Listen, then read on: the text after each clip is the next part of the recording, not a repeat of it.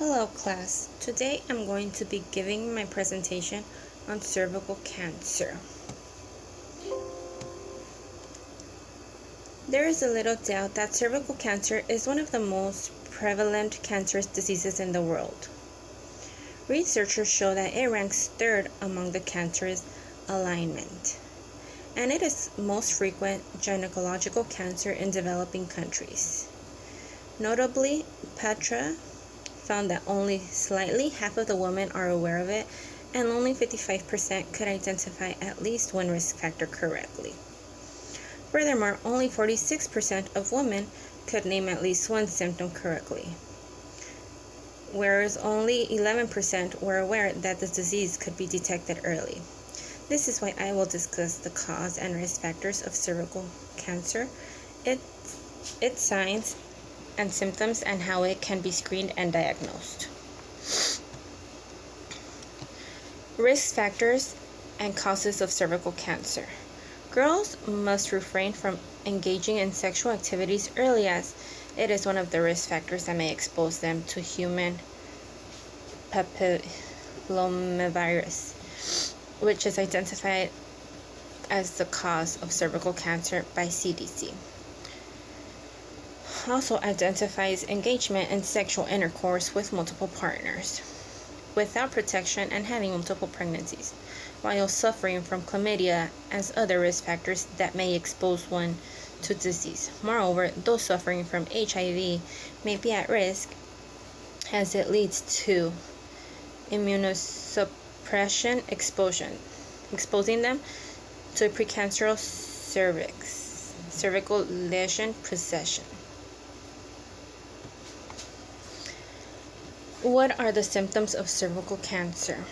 Ladies should be aware of light bleeding between or after menstrual periods, longer or heavier menstrual periods, as well as bleeding after sexual intercourse. As signs and symptoms of cervical cancer are listed as Petra.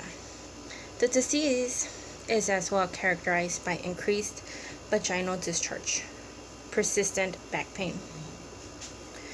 Screening saves lives. No one should die from cervical cancer.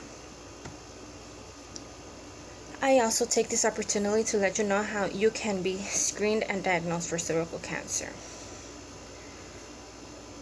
The test, as one of the tests used to diagnose the alignment by detecting the early presence of precancerous and cancerous cells lesion. The HPV test is as well used to detect infectious resulting from HPV viruses that may lead to cervical cancer. It is one of the essences that one gets treated for precancerous as well as cancerous cells and HPV infections, as this will prevent the occurrence of cervical cancer. I urge every lady to refrain from the risk factors I mentioned. Take notes of signs and symptoms, identifies, and go for the screening of cervical cancer if she is experiencing symptoms.